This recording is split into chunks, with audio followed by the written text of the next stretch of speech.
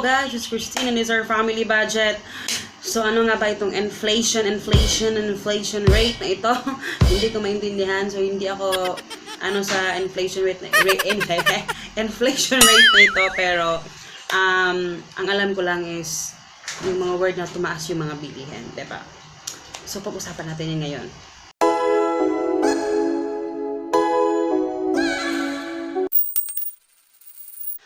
Okay, eto yung aking pananaw dito sa inflation rate na ito, no? So, hindi ako eksperto dito, guys, pero bilang isang may bahay, bilang isang Pilipino, wow, charot. Bilang isang ordinaryong tao na kasi ang dami ko na naririnig dito sa mabasa sa Facebook, kahit sa Instagram, sa kung saan pa, dito sa YouTube, yung pinag-uusapan nyo sa TV, diba? About sa inflation rate, ganyan. Pero ano nga ba yung, namin, like sa amin na mga minimum wage earner lang na mga, ayan, ano yung apektado ba kami dito sa ganitong sitwasyon? Eto yung aming guys, honestly, feeling ko ganun pa rin naman. Sa totoo lang guys, no, may mga mangilan-ngilan talaga na medyo tumaas talaga yung mga bilihin, di ba? Merong mga bilihin na talaga magugulat ka na. Honestly, sa mga ibang mga pamilya, masasabi ko naman na hindi pa man dumating itong inflation rate na ito, hirap na talaga sila kasi left alert yung utang. So yun lang naman yung nakikita ko, di ba? So parang ngayon marami ng mga paninda na medyo nagmamahal na talaga. Pero para sa amin, no, kasi ako swerte na nga kami dahil alam mo nakatira kami sa maayos na bahay, nakakakain kami ng maayos. Pero sasabihin ko sa inyo guys, marami kaming mga kapitbahay doon sa kabilang bahay na masasabi ko talagang sobrang hirap. Parang kung ikaw, mahihiya kang mag-complain kung ano yung mga naano mo ngayon sa buhay mo, kung makikita mo sila. Kasi sila, hindi nga sila parang makikita mo, magkukumplain ka pa ba? Meron pa kang taong mas hirap pa nga sa'yo, diba? So, kung makikita mo lang talaga sila na yung situation nila. So, sa akin, based sa akin, sa pamumuhay namin, kung apektado pa kami sa inflation rate na yan, actually, masasabi kong hindi naman kami apektado kasi nakakahanap kami ng paraan kung paano ng alternative yung mga bagay na nagmahal. Alam mo yun? Hindi to nag-aano ako guys pero honestly talaga parang feeling ko ganun pa rin naman yung mga bagay na mga mahal, yun pa rin naman yung presyo. Siguro nagmahal siya ng medyo light, no? Pero feeling ko ganun pa rin. Yung budget namin ganun pa rin naman, wala pa rin nagbago. Kasi instead of kagaya sa amin na nagbabudget talaga ako, alam ko yung cash flow ng pera namin. So alam ko kung saan talaga siya napupunta. 'Di ba? So for example, no, yung mga bagay na medyo, alam mo yun, instead na mag-complain tayo sa gobyerno, sinisisi natin yung gobyerno, ganun tayo, mahilig tayong manisi ng ibang tao, which is hindi siya healthy. Alam mo yun? Instead na magsisihan, alam ko may mga talaga na nagmahal, 'di ba? Pero instead na magsisihan, maghanap ka na ng paraan kung papaano mo susolusyonan yung mga bagay. Kasi wala ka naman talaga magagawa na doon 'di ba? Wala ka naman magagawa doon. So, at saka feeling ko hindi lang naman ngayon yan nangyari yung mga inflation rate.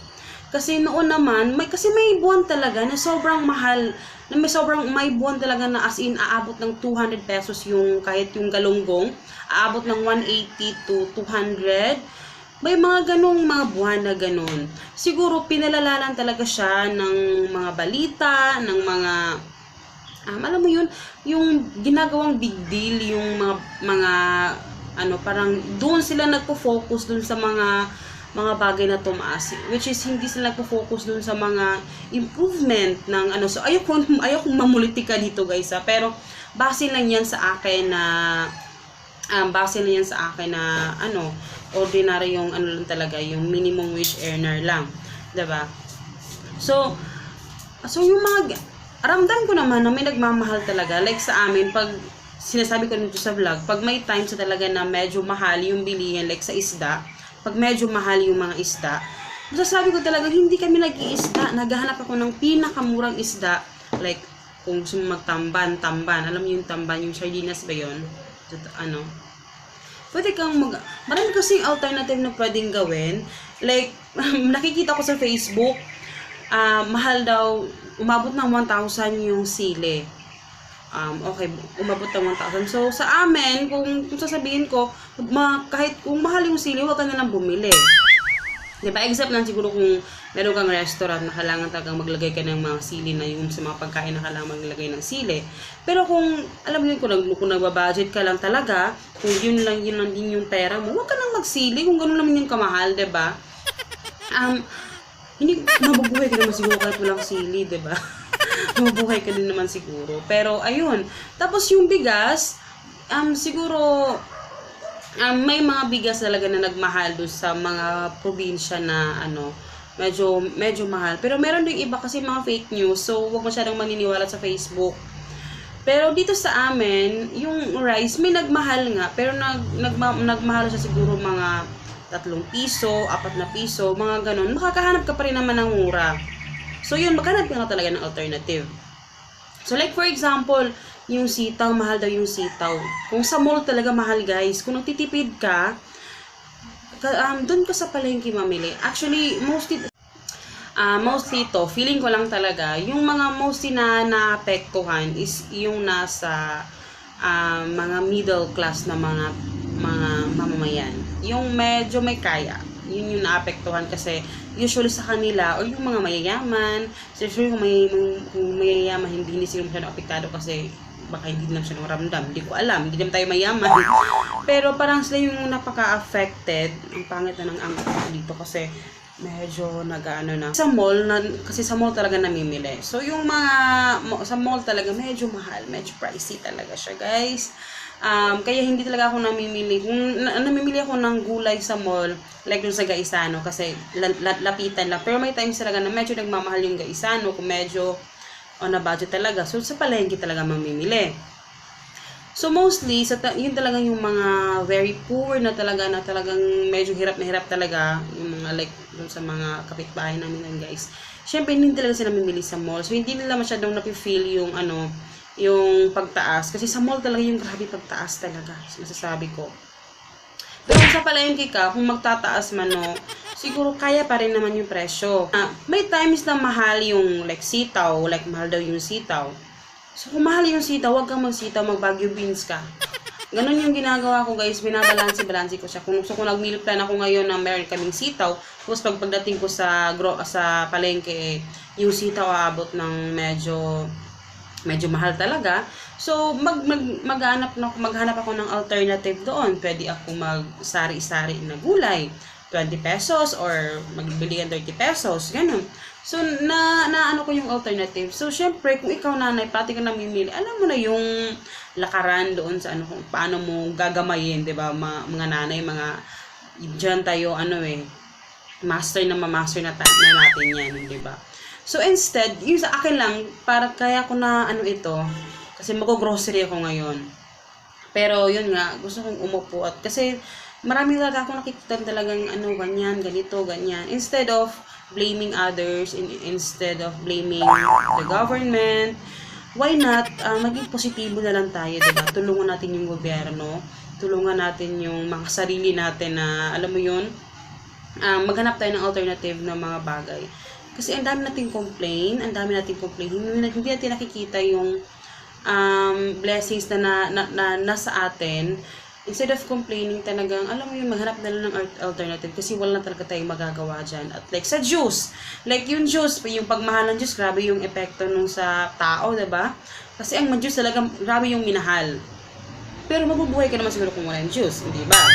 So, yung mga nagmahal nung mga kasi dahil sa mga taxes or yung sa mga something hindi ko masyadong alam yung mga ganung mga pero, yun, medyo nagmahal yung juice, pero hindi naman talaga siya needs. It's a part of wants lang naman yung juice. Pwede ka naman magtubig. Para din naman sa'yo yan. So, mga ganung level.